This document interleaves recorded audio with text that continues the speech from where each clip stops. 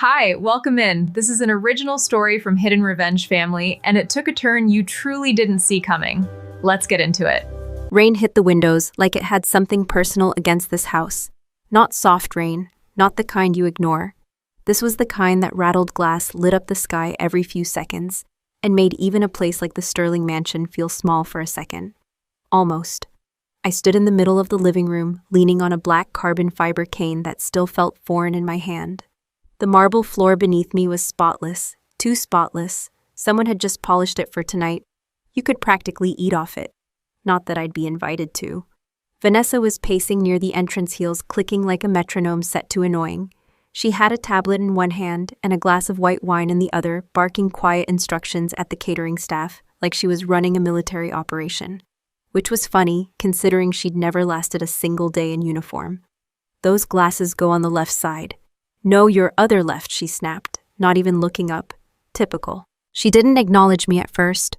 Not because she didn't see me, because I didn't matter. Behind her, my parents stood near the fireplace, watching everything like investors checking on a property they weren't emotionally attached to. My father, Robert Sterling, had that same expression he used during board meetings, tight jaw, zero warmth. My mother, Helen, held her wine glass like it was part of her identity. I hadn't been home in almost 8 months. Combat zone, medical evacuation, surgery, rehab. And this was the welcome. "You're still here," my father finally said, like I was a delayed delivery. I shifted my weight slightly. Bad idea. The leg reminded me immediately who was in charge now. "I just got discharged," I said. "They told me to recover somewhere stable." He let out a short breath. Not quite a laugh, not quite frustration, just disappointment packaged neatly.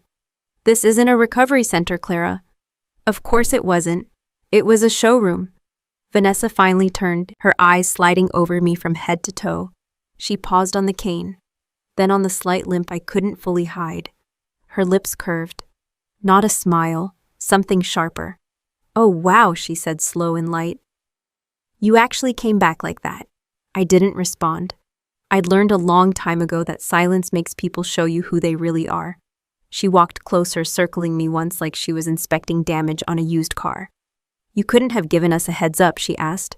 "We have people coming tonight, important people."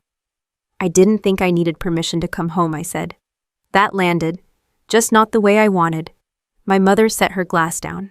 "Clara," she said, voice calm in that practiced socialite way. "Tonight is not the night for surprises." "Surprises," I repeated. She gestured vaguely toward me. "This," she said. There it was, not concern, not relief, inconvenience. Vanessa leaned against the edge of the console table, crossing her arms. "You know who's coming, right?" she said. "Generals, defense contractors, people who write checks that have more zeros than your medical file." I let that sit for a second. "I know exactly who those people are," I said. That annoyed her. "Good. Then you also know how optics work," she shot back. "And right now, you look like a liability." My father nodded once like she'd just made a solid business point. "We're not saying you can't stay," he added. "Just not tonight," I blinked. "Where am I supposed to go?" My mother picked up her glass again like the conversation was already wrapping up. "There's a hotel downtown. We'll cover it," she said. "You can come back when things are quieter." Quieter, meaning invisible. I looked around the room. The chandeliers, the polished marble, the staff moving like ghosts to make everything perfect for people who hadn't even arrived yet. And I realized something. I'd survived a blast that should have taken my leg. I'd dragged 2 soldiers out of a burning vehicle. I'd spent weeks learning how to walk again. But this was where I didn't belong. Vanessa pushed herself off the table and walked toward the hallway. "Don't make this dramatic," she called over her shoulder. "Just grab your stuff." I didn't move. Not yet. Lightning flashed across the windows, lighting up the entire room in white for half a second. Nobody flinched. They were used to controlled environments. I wasn't. I turned slightly, the cane tapping once against the marble. "You really want me gone because I limp?" I asked. Vanessa stopped at the hallway entrance. She turned slowly like she'd been waiting for me to ask that. "No," she said. Then she smiled. "I want you gone because you remind people that things break." That hit harder than anything she'd said so far. She disappeared down the hallway. A minute later, she came back with my old duffel bag. The same one I'd used before deployment. Worn, scratched. Still had dust from places most people only see on the news. She didn't hand it to me. She walked past me, opened the front door, and threw it outside. The rain swallowed it instantly. Water splashed up onto the stone steps. She stood there, one hand on the door, looking back at me. "Take a good look at yourself," she said, her voice low and sharp. "Nobody wants a broken soldier." She tilted her head slightly. "Don't drag this family down with you." Then she stepped back and slammed the door. The sound echoed through the house like a final decision. For a second, I just stood there. No shouting, no arguing, just still. Then I turned. Each step toward the door felt heavier than it should have. I opened it. Cold air hit my face instantly. Rain soaked through my clothes within seconds. My bag was already half submerged in water. I stepped outside. The door closed behind me without a word. No one called my name. No one changed their mind. I stood there in the rain, gripping the cane, water dripping down my face, mixing with something I wasn't going to label. I'd been in worse situations, but never this quiet. Then headlights cut through the storm. A black SUV rolled up to the curb. Not flashy, not loud, but unmistakable. Government plates. It stopped right in front of the house. For a second, I thought maybe I was hallucinating. Wouldn't be the first time after a storm. The passenger door opened. 2 men stepped out. Plain clothes, clean lines, no hesitation in their movement. One of them walked straight toward me, opening a large black umbrella before he reached me. He held it over my head without asking. The other stopped a few steps back. Then in perfect sync, they both straightened and saluted. Not casual, not symbolic, full military respect. The man in front of me met my eyes. "Colonel Sterling," he said, calm and clear over the sound of the rain. "The Joint Chiefs of Staff are waiting for you." Everything behind me, the house, the lights. The people inside suddenly felt very far away. I glanced back once. The curtains hadn't moved. Of course they hadn't. I turned forward again. "About time," I said. He gave a small nod like that was the only correct answer. He took my bag without comment. The other officer opened the rear door of the SUV. I got in. The leather seat was warm. The door closed. The world outside muted instantly. As the car pulled away, the Sterling mansion shrank in the rear window lights, glowing like nothing had happened, like I had never been there. I leaned back, letting out a slow breath.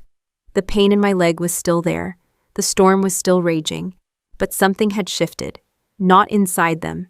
Inside me. Because they thought they'd just thrown away a problem. They had no idea what they'd just sent back into play. Let me ask you something. Have you ever been treated like a liability by the very people who were supposed to stand behind you, only to realize later they just misjudged exactly who they were dealing with? The moment the car door sealed shut, the sound of rain disappeared like someone flipped a switch. I didn't ask questions during the drive. Not because I didn't have any, because I already knew the kind of situation that sends a government vehicle to pick you up in the middle of a storm. No notice, no paperwork. Just respect and urgency. This wasn't a courtesy call. This was damage control. The SUV moved fast, smooth, controlled. No wasted motion. The kind of driving you only get from people who've done this too many times to mess it up. One of the officers sat across from me, tablet in hand, occasionally glancing up like he was verifying I was still real. I leaned my head back, closing my eyes for a second. Not to rest, to reset. By the time we reached the Pentagon, the version of me standing in the rain was already gone. The car slowed, then turned into a secured entrance. No public checkpoints, no delays. We didn't stop until we were inside. The door opened. I stepped out without waiting for help. My leg protested. I ignored it. Inside, everything was quiet. Not empty, controlled. Fluorescent lights, clean lines, no wasted space. We moved fast through corridors that most people don't even know exist. No one stopped us. No one questioned anything. That alone told me how high this had gone. We reached a reinforced door. No windows. Biometric lock. SCIF. The officer beside me placed his hand on the scanner. The door clicked open. Cold air hit my face. Inside the room was exactly what you'd expect, secure, isolated, built for conversations that don't exist on paper. A long table, dark leather chairs, and at the far end 3 senior generals, not assistants, not staff. The kind of men who don't repeat themselves. I walked in without hesitation. No cane hesitation, No limp apology, just forward. They watched me approach, not with pity, with assessment. Good. I stopped at the chair across from them. Colonel Sterling, the man in the center, said. 4 stars on his shoulders, voice calm, direct. Good to see you on your feet.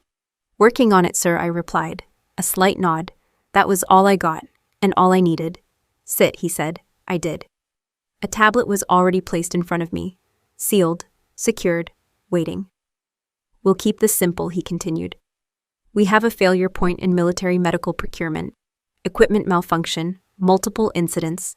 Fatal, I didn't move. How many, I asked. He didn't soften it. 32 confirmed. More under review. 32. Not numbers, people. Faces flashed for half a second, too fast to catch, but enough to register. I kept my expression flat. 'Cause I asked. That's where you come in. Another general leaned forward slightly. Devices passed all regulatory checks. Approved through proper channels. Deployed across multiple units. Then they started failing under stress conditions. I already didn't like where this was going. What kind of devices, I asked. Field surgical kits, trauma stabilizers, portable monitoring systems. My jaw tightened. Those weren't optional tools. Those were the difference between life and death in the field. The 4-star tapped the table once. We need someone who understands both the operational side and the medical authorization chain. His eyes locked onto mine. Someone whose name carries weight in both. There it was. Why me, I asked. Not modesty, verification. He didn't blink. Because your authorization signature is on every batch that passed. Silence. Not shock. Not yet, just stillness. I was in surgery, I said. We're aware. Another tap on the table. Which is why this is now a criminal investigation. The tablet in front of me lit up. Level 5 clearance granted. The officer behind me said. Full access, no restrictions. I placed my hand on the screen. Biometric confirmation. Access unlocked. Files opened. Clean interface. Organized. Too organized. Someone had tried to make this look legitimate. I scrolled. Batch reports, approval chains, deployment logs, everything lined up. Too perfectly. That's always the first red flag. Real systems have friction, mistakes, human fingerprints. This was smooth, engineered. Start with the supplier, the 4-star said. I didn't respond. I was already there. Primary contractor, then subcontractors, then shell layers. Follow the money, always follow the money. I opened the flagged entity. The screen shifted, and there it was. The logo hit me before the name did. Sharp, clean, corporate, familiar, Apex Defense. I stopped scrolling, not because I was confused, because I was recalibrating. Vanessa's company. Of course it was. I zoomed in. Contracts, medical supply divisions, recent expansions. Everything looked legitimate on the surface. But the deeper I went, the cleaner it got. Too clean, like someone had scrubbed every trace of doubt out of it. Except they missed one thing. They always miss one thing. Authorization trail. I pulled up the approval signatures. Layer by layer. Officer clearance. Medical validation. Final authorization. And then my name. Clara Sterling. Digital signature. Time-stamped. Authenticated. I stared at it for exactly 3 seconds. That's all it took. Not to process, to confirm. This isn't mine, I said. The room didn't react. They already knew. Explain, the 4-star said. I expanded the signature data. Encryption pattern, verification key, metadata. It looked right. Too right. They cloned my medical authorization profile, I said. Full spectrum replication, not just the signature access credentials validation behavior. Everything. I tapped the screen again. Look at the timestamp. One of the generals leaned in. During your surgery, he said. Exactly. Cold, precise. No room for interpretation. They accessed my credentials while I was unconscious, I continued. Used my clearance to push defective equipment through without secondary review. I leaned back slightly, which means whoever did this knew exactly when I'd be offline. Silence settled over the room. Not heavy, focused. That's an internal leak, one of them said. Or someone with direct access to my records, I replied. And then I scrolled further. Financial routing, hidden transfers, consulting fees. Everything leading back to one place. Apex Defense. Vanessa didn't just sign contracts. She built the pipeline, cut corners, pushed substandard equipment, and used my name to make it untouchable. I felt something shift inside my chest. Not anger. That would have been easier. Anger burns out. This didn't. This locked in. Solid. Controlled. Permanent. She didn't just steal from me, I said quietly. No one interrupted. She used me to kill my own people. That landed. Not loud. Not dramatic. Just truth. The 4-star studied me for a moment. Can you prove it? He asked. I met his gaze. Yes. No hesitation, no doubt. Because this wasn't about revenge anymore. This was about accountability. And I don't miss. He nodded once. Then you have full operational authority. Another pause. Off the record. That meant one thing. No leash, no interference, no protection for anyone involved. I closed the file, not because I was done, because I knew exactly where to go next. Vanessa thought she was playing a business game. Contracts, optics, money. She forgot one detail. I don't play games. I run operations. And she just made herself the objective. I stood up slowly. The chair didn't make a sound. Neither did I. Permission to proceed, sir, I said. Granted before I finished the sentence. I turned toward the door. My legs still hurt. Good. Pain keeps you sharp. As the SCIF door opened, the sterile hallway lights hit my eyes again. Everything looked the same as when I walked in, but it wasn't. Because now I knew. This wasn't just a betrayal. This was a kill chain, and I was about to break it. I stared at the closed SCIF door for half a second, then started walking. Not fast, not slow, just steady. Because once you know where the threat is coming from, panic is a luxury you can't afford. 2 weeks passed without a single word exchanged between me and my family. That wasn't distance. That was strategy. The Pentagon set me up in a 1-bedroom apartment that looked forgettable on purpose. Neutral walls, standard furniture, no personal history. The kind of place no one would think twice about if they drove past it every day. Perfect. I kept the blinds half closed at all times. Not out of paranoia, out of habit. Every morning started the same. Black coffee, no sugar, tablet open, Apex defense. I traced everything. Contracts shell, companies, medical supply chains, offshore routing. Vanessa had built a clean system, not perfect, but clean enough to pass most audits. Most, not mine. Patterns started forming around day 4. Unusual timing on approvals, compressed review windows, third-party verifications that looped back into Apex-controlled entities. Classic. By day 7, I had a map. By day 10, I had leverage. By day 14, I was waiting. Because people like Vanessa don't disappear when they're under pressure. They reach out, they try to control the narrative. And right on schedule, my phone rang. Unknown number. I let it ring twice before picking up. Clara Vanessa's voice came through soft, warm, almost concerned. If I didn't know her, I might have believed it. Yeah, I said, a slight pause, testing my tone. I've been thinking about you, she said. About everything that happened. Of course she had. I doubt that I replied. A quiet breath on the other end. Not offended, adjusting. I know things got heated, she continued. But we're family. There it was, the word people use when they need something. I don't have time for this, I said. Just hear me out, she said quickly. Mom and Dad feel terrible. We all do. We want to fix this. I leaned back in the chair, watching the reflection of my own face in the dark screen of the turned-off TV. Fix? Interesting choice. How? I asked. Relief slipped into her voice. Coffee, she said. Neutral ground. No pressure. Just talk. I checked the time. Midday. Public place. Controlled environment. Location, I asked. She gave it to me immediately. Of course she had this planned. I'll be there, I said, and hung up before she could add anything else. No hesitation, no emotion, just execution. The cafe was exactly what you'd expect. Clean, quiet, expensive enough to keep out random noise. I arrived 5 minutes early, sat where I could see the entrance, back to the wall, always. They walked in together, Vanessa first, perfect posture, controlled smile. My parents right behind her like supporting cast in a play they'd already rehearsed. They spotted me instantly. Vanessa's smile widened. Too much, Clara, she said as they approached like we were meeting after a minor disagreement. I didn't stand, didn't offer a hug, just nodded. They sat. My mother reached for my hand. I let her touch it, didn't return it.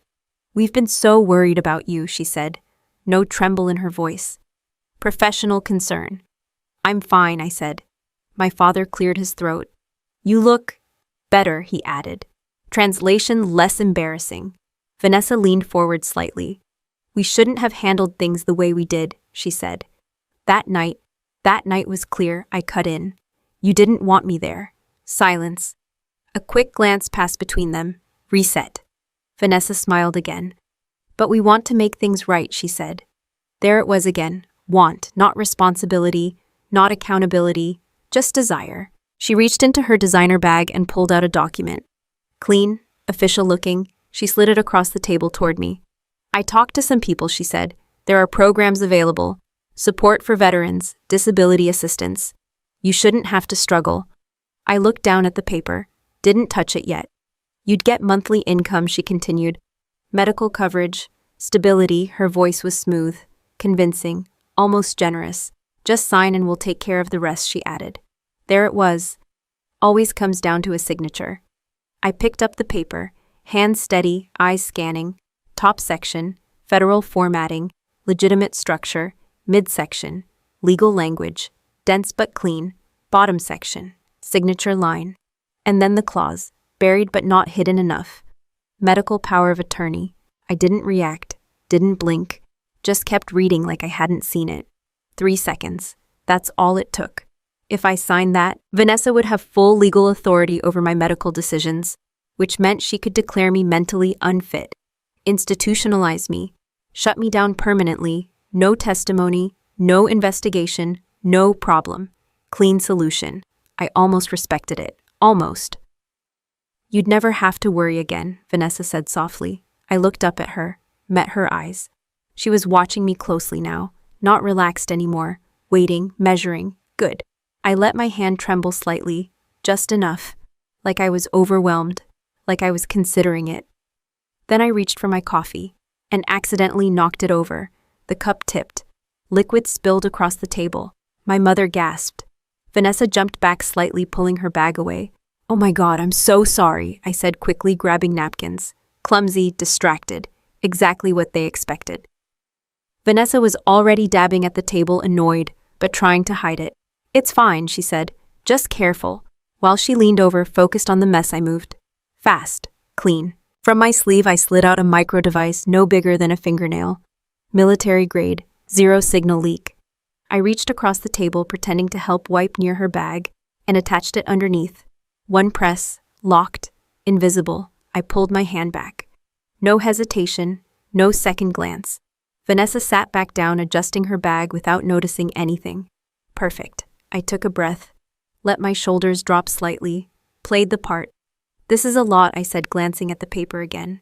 Soft voice, measured, not weak, just uncertain enough. Vanessa leaned in. It's just paperwork, she said.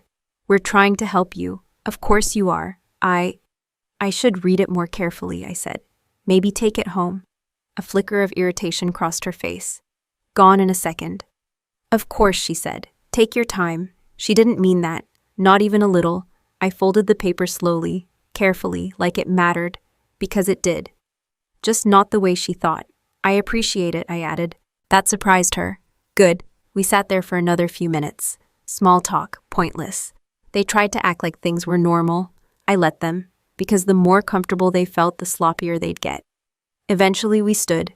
No hugs, no real closure, just performance. As I walked out of the cafe, I didn't look back, didn't need to, because I already knew what was coming next. And this time, I wasn't the one walking into their plan. They were walking straight into mine.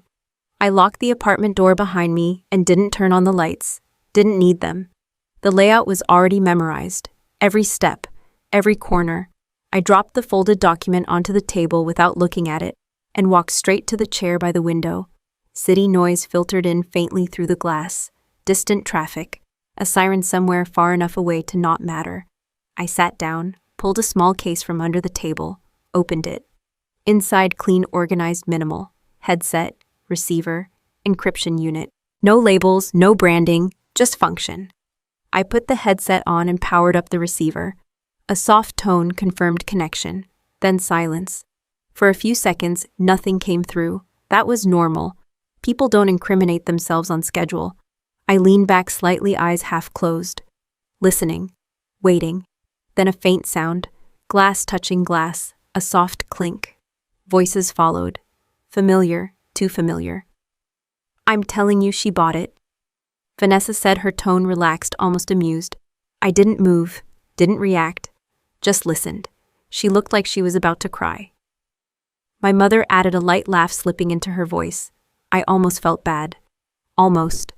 My father's voice came in next, lower, steadier. "Did she sign?" "No," Vanessa said. "Not yet, but she will." Confidence, not hope. She leaned back. Somewhere in that room I could hear the shift in fabric, the subtle creak of furniture. "She doesn't have options," Vanessa continued. "She's alone, broke, and one bad day away from falling apart." I let that sit. Not because it hurt, because it confirmed. My father exhaled slowly.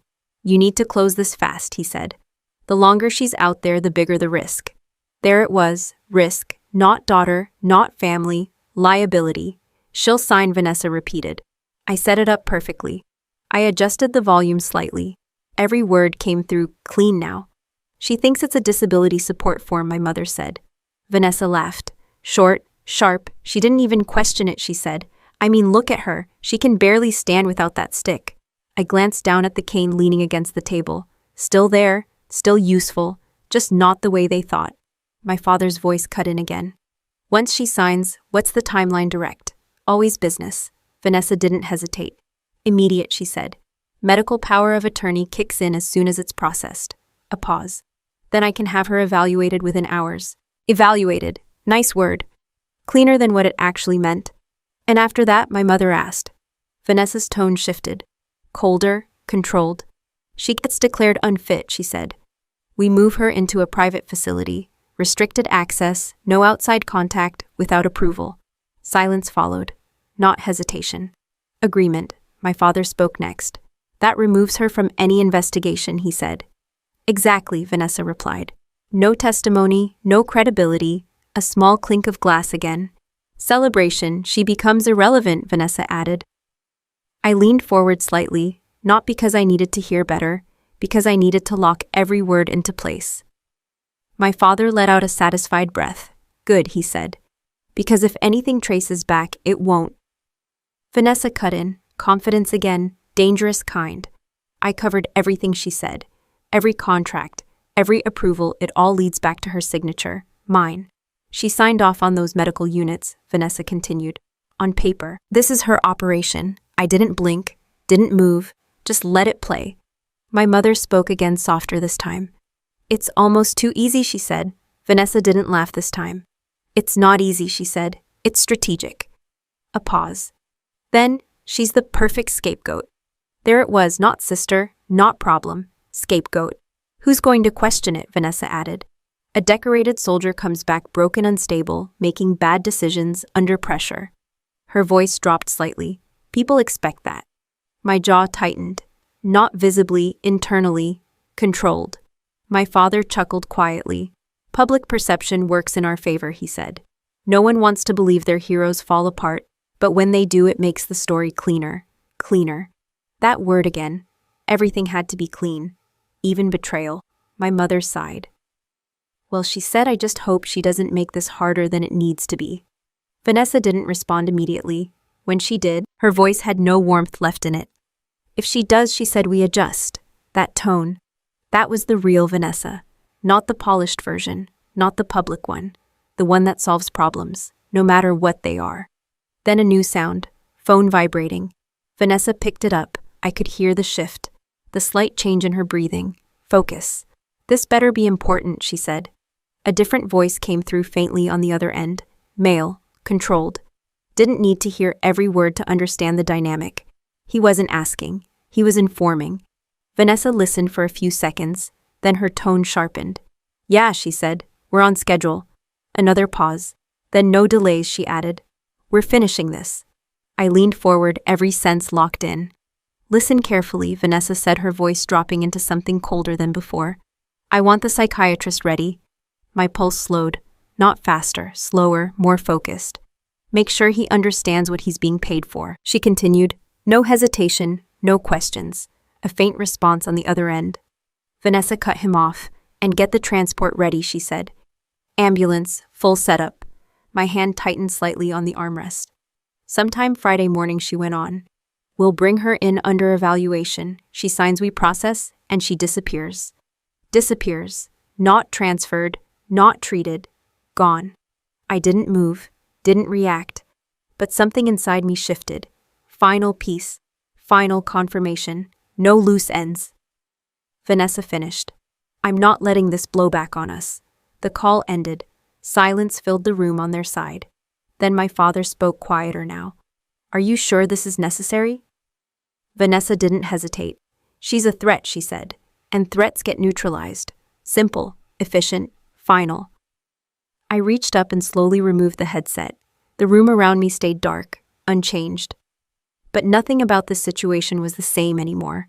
They weren't trying to control me. They were trying to erase me, legally, permanently. I set the headset down carefully. No rush, no wasted motion, because this wasn't about reacting anymore. This wasn't defense. Defense ends when survival is guaranteed. And right now, they had just made one thing very clear. If I didn't move first, I wouldn't get another chance.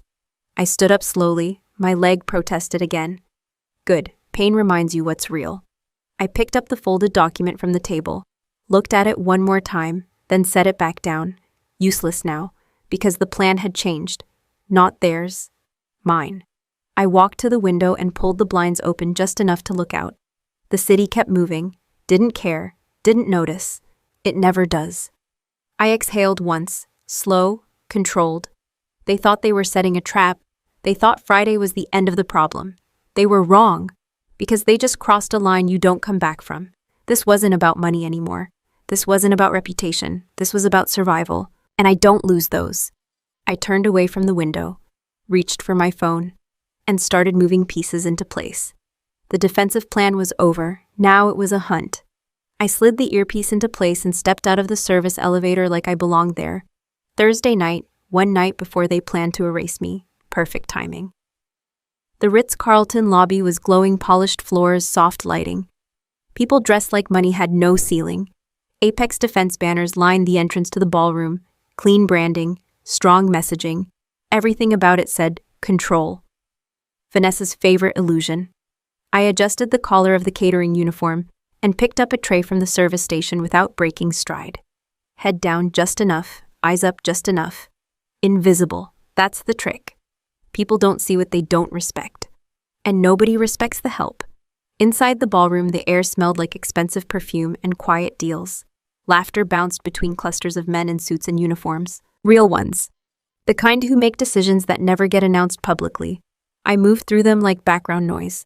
Left side of the room, contractors. Right side, military brass. Center, Vanessa.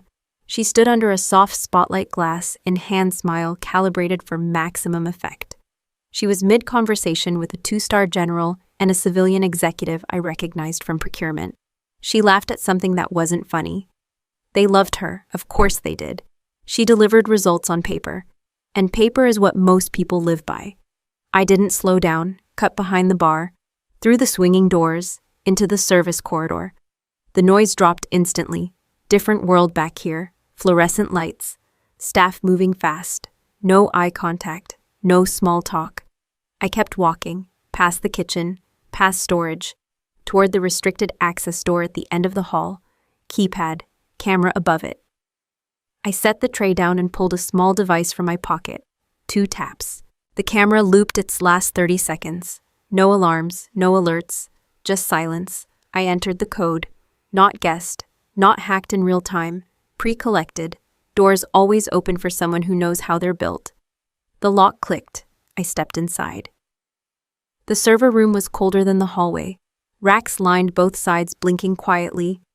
The hum of machines filled the space. This was where the real party was happening. I closed the door behind me. No hesitation now. I moved straight to the central terminal and connected the drive. Military grade, encrypted, untraceable. The screen lit up. Local network access, hotel systems first, security feeds, guest logs, event management software, then deeper. Apex had piggybacked on the hotel's infrastructure for tonight, private network, inside a private network. Convenient, lazy. I bypassed the outer layer in under a minute. The internal Apex system opened. Clean interface. Too clean. Financial records. Contract pipelines. Vendor lists. Everything neatly categorized. Like they wanted it found, just not by someone who knew what to look for. I started pulling data. Full extraction. No filters. If it was in there, I wanted it. Transfer speed climbed. 10%, 20, 30. I kept one eye on the door, one on the screen. 40, 50. My leg throbbed. Ignored. Pain doesn't change timelines. 60, 70, patterns already visible in the data preview. Shell accounts, layered payments, offshore routing. Vanessa didn't just build a company. She built a system designed to survive scrutiny. 80, 90, 95. The drive pulsed once. Complete. I disconnected it cleanly, wiped the access logs, restored the system to its previous state. No trace, no footprint. Just like I was never there. I slipped the drive back into my sleeve and headed for the door. Time to leave. I stepped back into the hallway. Still quiet. Still controlled. I picked up the tray from where I left it and started moving toward the ballroom. Almost done. Then footsteps. Close. Fast. I turned the corner and stopped. Vanessa stood 3 feet in front of me. No audience. No spotlight. Just her. Her eyes locked onto mine instantly. Recognition hit fast. Then anger. Sharp. Immediate. "What the hell are you doing here?" she snapped, stepping forward. I didn't move. Didn't flinch. She grabbed my wrist before I could shift the tray. Tight. Controlled. Not a panic move. A claim. "You think this is funny?" she hissed. "Dressing up like staff, sneaking around like—" She cut herself off, eyes narrowing. "Like what?" I asked. Her grip tightened. "Like trash," she said. "That's what you are right now." I looked down at her hand on my wrist. Then back at her. Calm. Measured. Exactly where I needed to be. "You shouldn't be here," she continued. "This is a closed event." "I noticed," I said. That irritated her. "Good." Her voice dropped lower, colder. "Tomorrow morning," she said, leaning in just enough so no one passing by could hear. "You're done." There it was. Confirmation. "I've already set everything up," she added. "You sign, you disappear. Clean and quiet."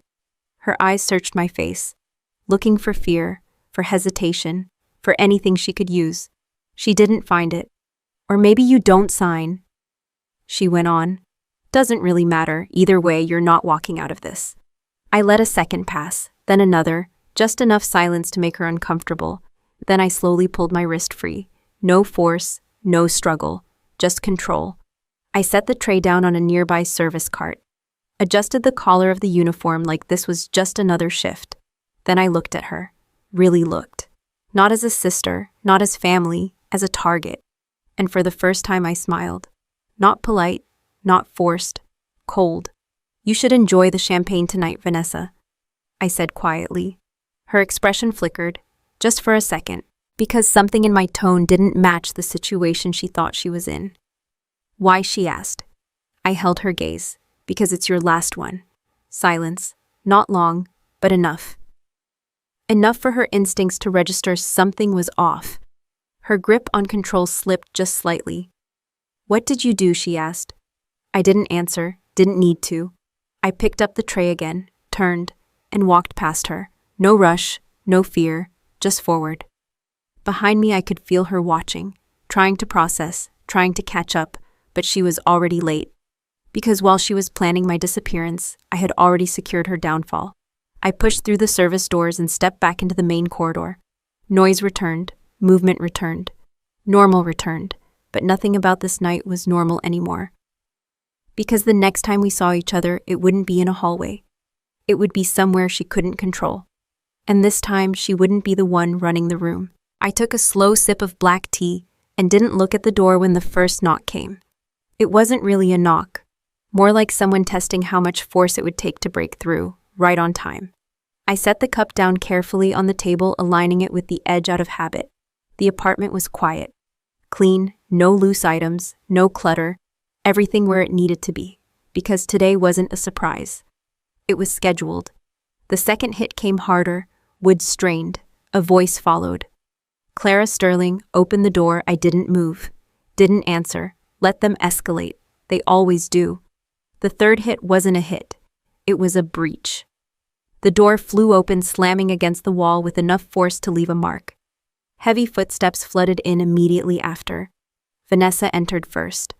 Of course she did. Hair perfect, outfit sharp, eyes locked onto me like she'd already won. Behind her, my parents. Robert looked tense but controlled. Helen looked nervous but not enough to stop this. And then the rest of the team. A man in a suit mid-50s carrying a leather folder. Psychiatrist based on posture alone. Not military, not disciplined, just expensive. 2 orderlies behind him, big, silent, ready to follow instructions, not ask questions. Vanessa took 2 steps into the room and stopped. She expected chaos, fear, resistance. Instead, she found me sitting at the table, one hand resting beside my tea, the other loosely holding the cup. Calm, that annoyed her. Good, there you are, she said, her voice sharp with satisfaction, still pretending everything's fine. I took another sip. Didn't answer. The psychiatrist stepped forward, flipping open his folder like this was routine. Clara Sterling, he said, tone clinical. We're here under emergency authorization to evaluate your mental condition. I glanced at him. Are you? I asked. He hesitated for half a second. Not used to being questioned. Vanessa cut in immediately. Don't talk to her, she snapped. Just do your job. She turned to the orderlies. Restrain her. There it was. No more pretending, no more soft language. Just action. The 2 men moved forward. Slow, confident. Used to people panicking. Used to resistance. I didn't stand. Didn't reach for the cane. Didn't even shift in my chair. I just looked at Vanessa. Big morning, I asked. That threw her off. Just a little, save it, she said. You're done. One of the orderlies reached for my arm. His grip hovered for a second before making contact. And right then, everything changed. Heavy footsteps hit the hallway outside. Fast, coordinated, not random, not confused. The kind of movement you don't mistake if you've heard it before. The orderly paused. Looked toward the door. Vanessa frowned. What is that? She asked. No one answered. Because the answer came through the window. Glass exploded inward as a breaching charge shattered it clean. Multiple bodies moved at once. Black gear, weapons up, precise. Controlled chaos. CID not local, not negotiable. The orderlies froze. The psychiatrist stepped back instinctively. Vanessa turned eyes wide now. What the hell? She didn't finish. The team flooded the room in seconds, covering every angle. Efficient, silent, no wasted motion, and not one weapon pointed at me. That's when it hit her. Too late. The team leader stepped forward. Didn't rush. Didn't raise his voice. Just walked straight past my parents like they weren't there. He stopped in front of the psychiatrist. Hands where I can see them, he said. The man blinked, confused. This is a medical hands, the agent repeated. No change in tone, just final. The psychiatrist complied. Too slow, wrists were secured before he could process what was happening. Wait, what is this? Helen said. Panic creeping into her voice. No one answered her. The team leader reached into his vest and pulled out a document. He turned, walked straight up to Vanessa. She stepped back instinctively. You can't be here, she said. This is a private. He handed her the paper. Didn't force it, just placed it against her chest. Vanessa Sterling, he said, voice calm and clear. You are hereby ordered to appear immediately before a federal tribunal at the Pentagon. She stared at the document. Didn't take it, didn't understand it. On charges of defense fraud and acts against national security, he continued. That's when it landed. Her face changed. Color drained. Not completely, just enough. That's not possible, she said. There's been a mistake. The agent didn't react. Your assets have been frozen pending investigation, he added. My father stepped forward. Now hold on, he said. You can't just another agent move between them without a word. Barrier, final. Vanessa shook her head. No, she said. No. This is wrong. She turned, pointed at me. Her, she shouted. She's the one you want. She's unstable, she... Enough, the team leader said. Not loud. Didn't need to be. The room went still. Vanessa looked back at him, desperate now. She's lying, she said. She's been making things up. She's not right in the head. Your statement can be made at the Pentagon, he said. No emotion, no interest, just process. 2 agents stepped forward. Not toward me, toward her. She stepped back again. You can't do this, she said. Do you know who I am, yeah? The agent replied. Simple, accurate. They took her arms, not rough, not gentle, just controlled. My mother started crying. My father looked like he was trying to calculate a way out. There wasn't one, Clara Helen said, suddenly turning to me. Say something, fix this. I looked at her, really looked. For the first time since I walked out into that storm. No, I said, that was it. No explanation, no emotion, just truth. Vanessa struggled once, just once, then stopped, because somewhere deep down she finally understood. This wasn't her operation anymore. They moved her towards the door. My father followed, still talking, still trying. No one listened. The psychiatrist was already being escorted out, his confidence gone. The orderlies stood frozen, unsure if they were witnesses or suspects. Didn't matter. They were irrelevant now. The apartment emptied as fast as it filled, controlled, efficient, final. The last agent paused at the door, looked at me. Ma'am, he said with a slight nod. Respect. Then he was gone. The door stayed open. Silence returned. I picked up my tea, still warm, took another sip, unbothered, because everything that needed to happen just did. And for the first time since this started, I wasn't reacting anymore. I was ahead. I buttoned the last clasp on my dress uniform and checked the alignment once in the mirror. No wrinkles, no shortcuts. Everything exactly where it belonged. The cane stayed by the door. I didn't need it today, not because the leg didn't hurt. It did. But pain doesn't define posture. Discipline does. I adjusted the ribbons across my chest, making sure every piece sat clean and level. Years of service compressed into lines of color, not decoration, record, proof. I took one breath, then stepped out. The Pentagon always looks the same from the outside. Massive, controlled, untouchable. Inside it feels even smaller, not physically, structurally. Every movement has purpose. Every hallway leads somewhere that matters. I walked through security without stopping. No badge scan, no delay. The guard straightened slightly as I passed. Respect isn't loud in places like this. It's precise. The corridor leading to the tribunal room was empty, on purpose. No audience, no press. This wasn't for show. This was correction. 2 CID agents stood outside the door.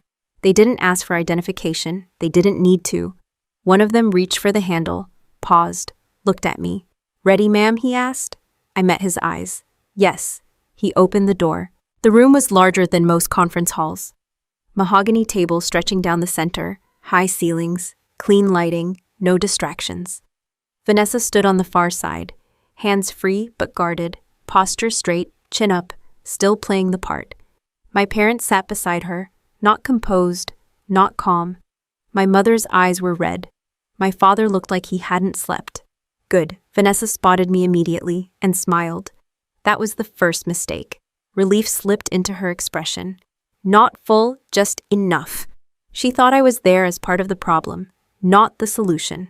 Clara, she said, like we were about to settle a misunderstanding. Good, you're here.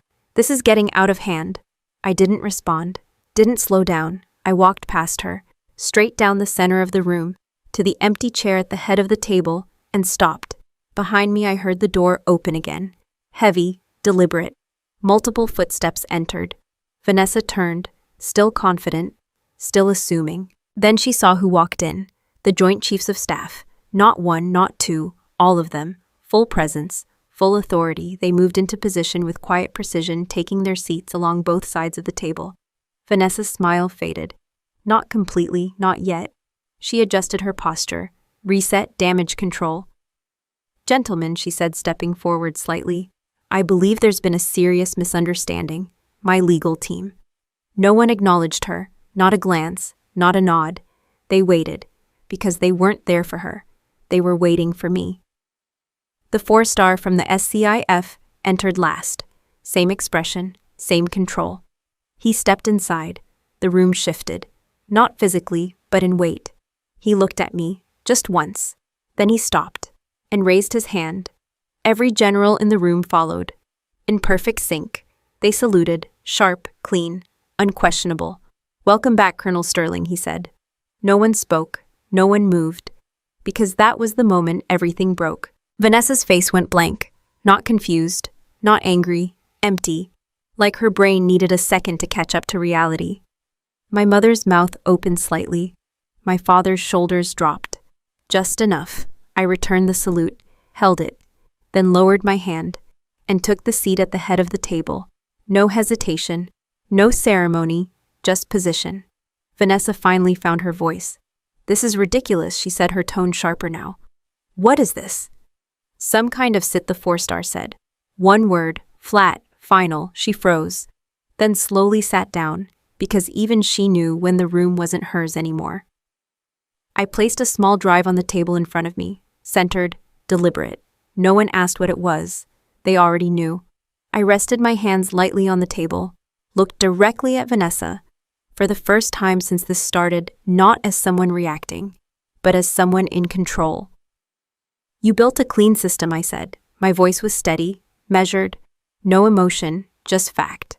Her eyes locked onto mine, trying to read, trying to adjust, layered transactions, isolated approvals, redundant verification loops. I continued, "Good structure." She swallowed, didn't speak, because now she wasn't sure what I knew. "You also made one mistake," I added. A pause, just long enough. "You assumed I wouldn't look." Silence, thick, uncomfortable. The 4-star leaned back slightly, giving me the floor. Not stepping in, not interrupting. This was mine. Vanessa shifted in her seat, trying to regain control. "This is absurd," she said. "I run a legitimate defense contractor. Everything we do is reviewed, approved." "By me," I cut in. She stopped. That hit, harder than anything else. I tapped the drive once. "You used my medical authorization while I was in surgery," I said.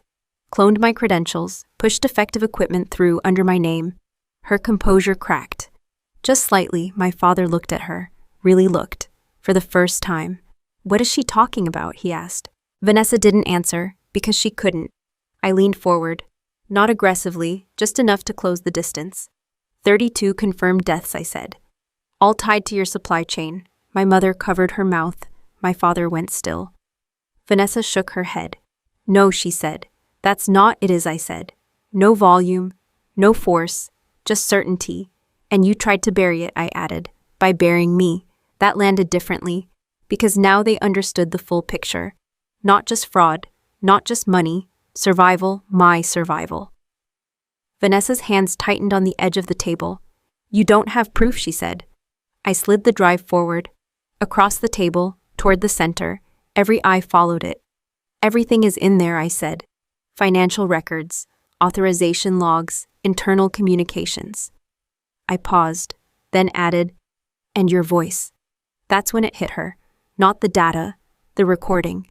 Her face drained completely, because now she knew. I wasn't guessing. I wasn't building a case. I had already closed it. No one spoke. No one needed to. The room had already decided. I leaned back in my chair, relaxed, controlled, finished, because this wasn't about proving anything anymore. It was about consequence. And for the first time, Vanessa understood exactly where she was sitting. Not at the center of the room, not in control, but at the edge of something she couldn't manipulate. She looked at me, really looked, and finally saw it. I wasn't the broken soldier she threw into the rain. I was the one who came back and took the room with me. I tapped the USB once with my index finger and didn't raise my voice. Didn't need to. The sound was small, but in that room it carried. "Let's keep this simple," I said. No emotion, no theatrics, just structure. I looked straight at Vanessa, then at the others. "Charge 1, I said. Forgery of medical authorization under federal clearance." I tapped the drive again. "Charge 2. Fraudulent allocation of defense funds through manipulated procurement channels." A pause. Not for effect. For accuracy. "Charge 3. Distribution of compromised medical equipment resulting in confirmed fatalities." My mother's breathing got louder. My father stopped trying to speak. Vanessa didn't move, didn't blink, because she knew exactly where this was going. "Charge 4, I continued endangerment of national security through compromised supply chains." Silence. Heavy. Final. I didn't look down at the drive again. Didn't need to. Everything was already locked. I leaned back slightly in the chair. "This is not a misunderstanding," I said. "This is a closed system failure with a clear point of origin." I met Vanessa's eyes. "You." She shook her head slowly. No, she said. No, this is being twisted. Still trying. Still negotiating with reality. The 4-star didn't interrupt. Didn't step in. Because this part wasn't his. A man seated halfway down the table cleared his throat. Civilian. Late 50s. Expensive suit. I recognized him instantly. Apex Defense. Executive level. He hadn't said a word until now. Smart. But silence only works until it doesn't. He leaned forward. On behalf of Apex Defense, he said, voice tight, controlled, we were not aware of any unauthorized actions taken by Ms. Sterling. Vanessa turned to him. What are you doing? She said, low and sharp. He didn't look at her. Didn't even acknowledge her. Our company maintains strict compliance protocols, he continued. If these findings are accurate, Ms. Sterling acted independently and in direct violation of corporate policy. There it was. Clean cut. Separation, survival. Vanessa stared at him. You can't do that, she said. You approved. We are terminating your position effective immediately, he said, still not looking at her. Flat, corporate, final. That's not legal, she snapped. You'll receive formal notice through counsel, he added. And that was it. No loyalty, no hesitation, just distance. Because when the fire starts, everyone runs. Vanessa's control collapsed in real time. Not all at once. Layer by layer, she looked around the room, at the generals, at the table, at me. Nothing left to hold on to. No, she said again, but weaker now. This isn't how this works. I didn't respond. Didn't need to. Because now we were past argument. We were in consequence. My father's chair scraped loudly against the floor as he stood up too fast. Clara, he said, voice breaking for the first time. Wait, I turned my head slightly. Not fully, just enough. This can be fixed, he said. We can work this out. I held his gaze, calm, unmoved. No, I said. One word, clear. My mother stood up next. Her hands were shaking now. Not controlled, not composed. Real. Please, she said, stepping forward. Clara, listen to me. I watched her. Didn't move, didn't interrupt. We made a mistake, she said. We didn't understand. You understood enough, I said. That stopped her, took the air out of the room. She took another step, then another, and then her knees gave out. She dropped to the floor. My father followed. Not gracefully, not strategically, just collapsed. Clara, please, he said, his voice raw now. We're your parents. There it was, the final card. Family. They looked up at me from the floor. Not powerful, not controlled, just desperate. We're blood, my mother said. We're your family. I stood up slowly. The chair didn't make a sound. Nothing in that room did, because everyone was watching. Not the generals, not Vanessa, them, and me. I walked around the table, step by step, no rush, no hesitation, stopped right in front of them, close enough to see every detail, the fear, the regret, too late for both. I reached into my pocket, pulled out a folded bill, worn, creased, still damp at the edges. I held it for a second, then dropped it onto the table. It landed softly, but it hit harder than anything else. $50, the same bill they threw at me that night, the one they thought would make me disappear. I looked down at them. Family doesn't throw you out into a storm, I said. My voice didn't change, didn't rise, didn't shake. They just don't. My father lowered his head. My mother started crying again. Not controlled anymore, just noise. You're not sorry for what you did, I added. You're sorry you picked the wrong side. Silence followed. Not empty, complete. I turned away from them. Didn't wait for a response. Didn't need one. Behind me, movement started. Military police entered the room. 2 of them moved toward Vanessa. She didn't resist. Not this time. Because now she understood. There was no version of this where she walked out. They secured her wrists. No struggle, no scene, just procedure. She looked at me once as they turned her toward the door. Not angry, not loud, just empty. Like everything finally caught up. My parents were lifted off the floor by another pair of officers. No cuffs, not yet, but they weren't free. Not anymore. Everything tied to Apex. Everything tied to her. Frozen, seized, finished. I didn't watch them leave, didn't track the footsteps, didn't follow the noise, because none of that mattered anymore. I walked back to the head of the table. Picked up the USB, slipped it into my pocket. Done.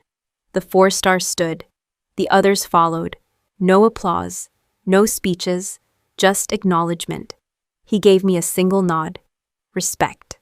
Then they exited, one by one, until the room was empty, except for me. I stood there for a second, not thinking, not reflecting, just still. Then I turned and walked out. The hallway outside was flooded with natural light, clean, bright, quiet, no chaos, no noise, just space. I walked forward, back straight, steps even. No cane, no hesitation.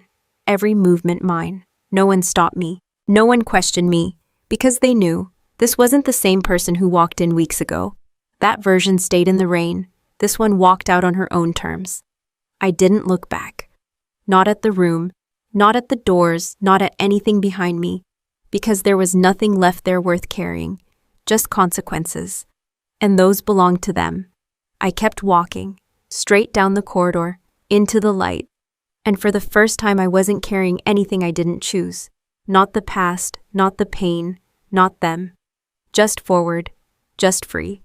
I kept walking down that hallway, but something didn't feel finished. Not unfinished in a dramatic way. Not like I needed closure from them. Just a quiet realization. What happened in that room didn't just end a problem, it exposed one. Because here's the truth most people don't want to say out loud. The worst damage in my life didn't come from the battlefield. It came from my own family. I've been shot at. I've been in situations where seconds decide who lives and who doesn't. And in those moments, everything is clear. You know who the enemy is. You know what you're up against. You know what you need to do. But what no one prepares you for is this: what happens when the people you're supposed to trust decide you're expendable. That's not confusion. That's not a misunderstanding. That's a decision. And decisions like that don't happen overnight. They build, slowly, quietly, until one day you realize you were never standing on solid ground to begin with. Looking back, the signs were always there. I just didn't label them correctly. Vanessa didn't suddenly become who she was. My parents didn't wake up one morning and decide to throw me out. That mindset had been there for years. I just didn't see it, or maybe I didn't want to. Because it's easier to believe your family has your back than to accept they only support you when it benefits them. Let me break something down for you, because this matters more than anything else in this story. There are patterns. And if you know what to look for, you can see them early. First, they only value you when you're useful. Not when you're struggling. Not when you need support. Only when you bring something to the table. Status, money, connections. If you fit their version of success, you're in. The second you don't, you become a problem. I wasn't a daughter when I walked back into that house. I was a liability. Second, they care more about how things look than what's actually happening. That night, it wasn't about my recovery. It wasn't about my condition. It was about optics, how I would make Vanessa look, how I would affect her deals. If your pain is inconvenient to someone, you're not dealing with support. You're dealing with strategy. Third, they use the word family as a tool, not as a bond. You'll hear it when they need something, when they want access, when they want control. But the second you need protection, that word disappears. Or worse, it gets used against you. We're family. What they really mean is, you're not allowed to say no. And here's the part most people struggle with. They think blood means loyalty. It doesn't. Character means loyalty. I've stood next to people in combat who would have taken a hit for me without hesitation. Not because we shared DNA, but because we shared values. Trust, accountability, respect. You can't fake those, and you definitely can't inherit them. Now let me be clear about something. I'm not saying you walk away from your family the second things get hard. That's not real life. But there's a difference between conflict and patterns. Conflict is situational, patterns are consistent. If someone repeatedly shows you that your well-being is negotiable, believe them. Don't explain it away. Don't soften it. Don't wait for it to get worse. Because it will. In my case, it didn't stop at emotional distance. It escalated. To manipulation, to legal control, to an actual plan to remove me completely. And here's what most people miss. That escalation only works if you stay exposed. If I had signed that paper, everything would have been over, not because I wasn't capable, but because I would have handed them control. That's how these situations play out. Not through force, through access, through trust that shouldn't have been given. So here's the part where this becomes real for you. Not my story, yours. If you're dealing with people who minimize your struggles, only show up when it benefits them, pressure you into decisions when you're vulnerable, or make you feel like your value is conditional, you need to step back and look at that clearly. Not emotionally, logically. You don't need to confront them immediately. You don't need to cut them off overnight. But you do need to protect yourself. Start with boundaries, real ones. Not suggestions. Not please respect this. Actual limits. What you share, what you sign, what you allow. Next, documentation. I don't care if it's uncomfortable.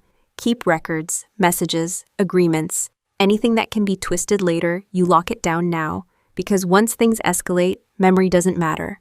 Proof does. And most importantly, stop trying to fix people who benefit from staying the same. That's a losing strategy, every time. You're not going to convince someone to value you if their system is built on using you. That's not a communication issue, that's a character issue. And character doesn't change under pressure, it reveals itself. Standing in that room at the Pentagon, watching everything fall apart for them, I didn't feel victory.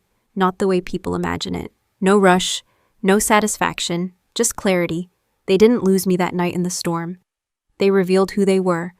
And once you see that clearly, you don't go back. Not because you're angry, but because you understand.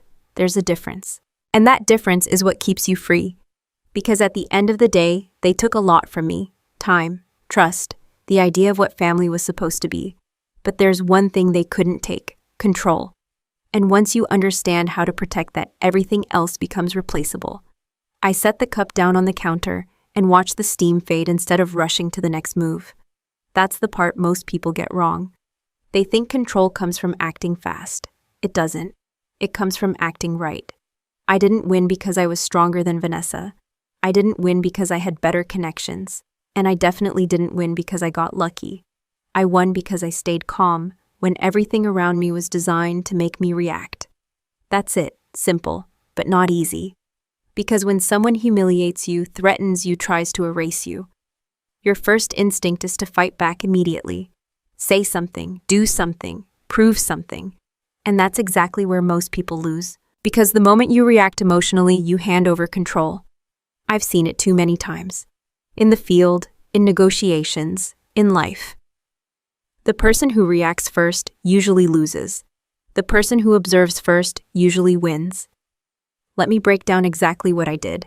Not in theory, in practice. Because this is where it actually matters. First, I didn't respond to the insult. When Vanessa threw my bag into the rain when she called me a broken soldier, I didn't argue. Not because it didn't matter, but because arguing would have told her exactly where to hit next. When you show someone your emotional trigger, you give them a map. I don't hand out maps. Second, I gathered information before making a move. Those 2 weeks in that apartment, that wasn't recovery. That was reconnaissance. Every transaction I tracked. Every pattern I mapped. Every inconsistency I logged. I didn't guess. I verified. That's the difference between reacting and operating. Most people want to confront the problem as soon as they see it. That's a mistake. You confront when you have leverage, not before. Third, I let them believe they were winning. This one's uncomfortable for people because it feels like losing. It feels like weakness. It feels like you're giving up control. But you're not, you're building it. Vanessa thought I was desperate. She thought I was isolated. She thought I needed her. That assumption made her careless. And careless people expose everything.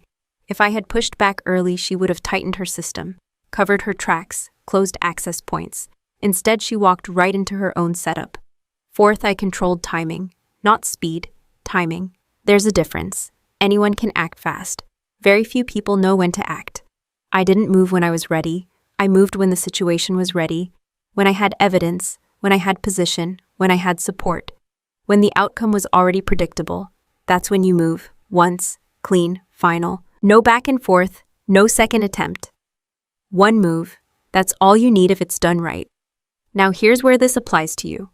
Because you don't need to be in a Pentagon briefing room for this to matter. You just need to be in any situation where someone is trying to outmaneuver you. Work, family, money, relationships.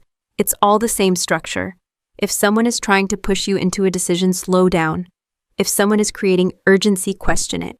If someone is telling you, just sign, just trust me, just do this now, that's not convenience. That's pressure. And pressure is usually hiding something. You don't respond to pressure with speed. You respond with clarity. You step back. You read everything. You ask questions. And if the answers don't line up, you walk away. No explanation needed. Another thing, stop thinking you need to win every conversation. You don't. In fact, most of the time, you shouldn't even try, because conversations are temporary. Outcomes are permanent. I didn't care about winning an argument with Vanessa at that cafe. I cared about what she revealed when she thought she had control. That's the shift. You stop focusing on what people say and start focusing on what they do when they think no one's watching. That's where the real information is. And here's the one most people ignore. Documentation beats memory. Every time, you can be right. You can know exactly what happened. But if you can't prove it, it doesn't matter. I didn't walk into that room with opinions. I walked in with records, data, audio, financial trails, things that don't argue back. If you're ever in a situation where something feels off, save everything. Texts, emails, contracts, screenshots. Not because you're paranoid, because you're prepared. And preparation is what separates people who recover from people who get buried by the situation. Now let's talk about the part no one likes. Patience, real patience, not waiting around. Not hoping things fix themselves. Strategic patience, waiting while you build your position, waiting while you gather leverage, waiting while the other person gets comfortable enough to make a mistake. That's not passive. That's control. Because once you understand timing, you stop chasing outcomes. You start creating them. And the last thing, you don't strike twice. This isn't about revenge. It's about resolution. When you move in a way that closes the situation. No loose ends, no we'll revisit this, no second round. One clean execution, that's it. Standing where I am now, looking back at everything, there wasn't a single moment where things turned around instantly. There wasn't one lucky break. There was just a series of controlled decisions, small ones, quiet ones, stacked on top of each other, until the outcome wasn't a question anymore. So if you take anything from this, take this: the moment you react, you lose control. The moment you slow down, observe, and choose your timing, you take it back. And once you have control, you don't give it away again. I unlocked the apartment door and stepped inside, and for the first time in weeks, nothing was waiting for me on the other side. No setup, no threat, no next move, just quiet. I closed the door behind me and stood there for a second, letting that settle in. Because here's something people don't talk about. Winning doesn't feel the way you think it will. There's no music, no big emotional release, no moment where everything suddenly makes sense. It's not loud, it's not dramatic, it's quiet, almost uneventful. And if you're not ready for that, it can feel strange, like something's missing, but it's not. What's missing is pressure. What's missing is control from the outside. What's missing is the constant need to defend yourself. That silence, that's what freedom actually sounds like. I walked into the kitchen, poured another cup of coffee, and sat down at the same table I'd been using for weeks. Same chair, same view, different reality. Because now there was no one trying to manipulate me. No one watching for a mistake. No one waiting for me to slip. And that changes how you think. Not instantly, but gradually. You stop checking your phone for threats. You stop replaying conversations in your head. You stop preparing for attacks that aren't coming anymore. And that's when the next challenge shows up. Not survival, adjustment. Because once you've spent enough time in a situation where everything is controlled, monitored, or unstable, normal feels unfamiliar. And unfamiliar can feel uncomfortable. That's why a lot of people go back. Not because the situation was good, but because it was known, predictable, even if it was toxic. I've seen it happen more times than I can count. People leave bad environments, then slowly drift back into them. Not because they forgot what happened, but because silence feels harder than chaos. At least chaos gives you something to react to. Silence forces you to face yourself. And that's where most people hesitate. I didn't go back. Not because I'm stronger, but because I understood something early. Loneliness is not a reason to return to people who broke you. Read that again if you need to, because it's one of the most expensive mistakes people make. They confuse absence with loss. But those aren't the same thing. Just because something is gone doesn't mean it was good for you. Just because you feel alone doesn't mean you made the wrong decision. It just means you're in a space where you haven't rebuilt yet. And rebuilding takes time. That's the part no one wants to hear. There's no fast version of it, no shortcut. You don't replace a toxic system overnight. You build a better one piece by piece. For me, it started simple. Routine. Wake up at the same time, train, eat clean, work, repeat. Nothing exciting, nothing impressive, just structure. Because structure gives you stability, and stability gives you clarity. From there, you start making better decisions. Not big ones, small ones. Who you talk to, who you trust, who you let into your space. And here's the key. You don't fill every empty spot. You choose carefully, because after everything I went through, I wasn't interested in having more people in my life. I was interested in having the right ones. There's a difference, a big one. Respect became my baseline. Not assumed, not automatic, earned. If someone couldn't meet that standard, they didn't get access. Simple, no exceptions, no negotiations. And that leads to the next point: boundaries, real ones. Not the kind you explain 10 times, hoping someone will understand. The kind you enforce once. And if someone crosses them, they lose access. That's it. No long conversations, no second chances built on promises. Just consequence. Because boundaries don't work unless they're backed by action. And once you start living that way, something shifts. You stop needing approval. You stop needing validation. You stop explaining yourself to people who were never going to understand you anyway. And that's where real freedom kicks in. Not when everything is perfect, but when your decisions are no longer influenced by the wrong people.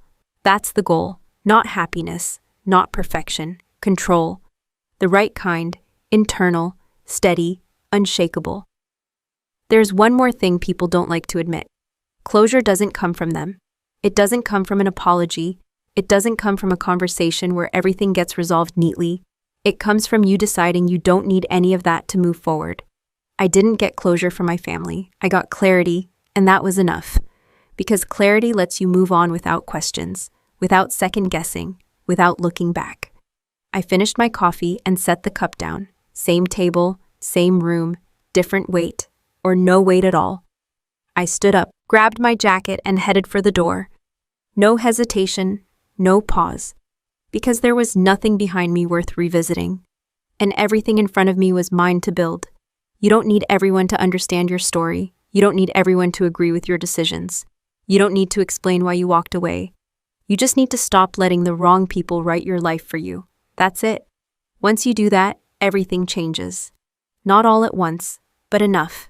Enough to move forward. Enough to breathe. Enough to finally feel like your life belongs to you again. And when that happens, you don't go back. You just keep walking. Final note. This story is a work of fiction, but the valuable lessons we discuss are entirely real and continue to happen to many people every day. If this style isn't for you, that's perfectly okay. Please feel free to look for other content that better suits your needs.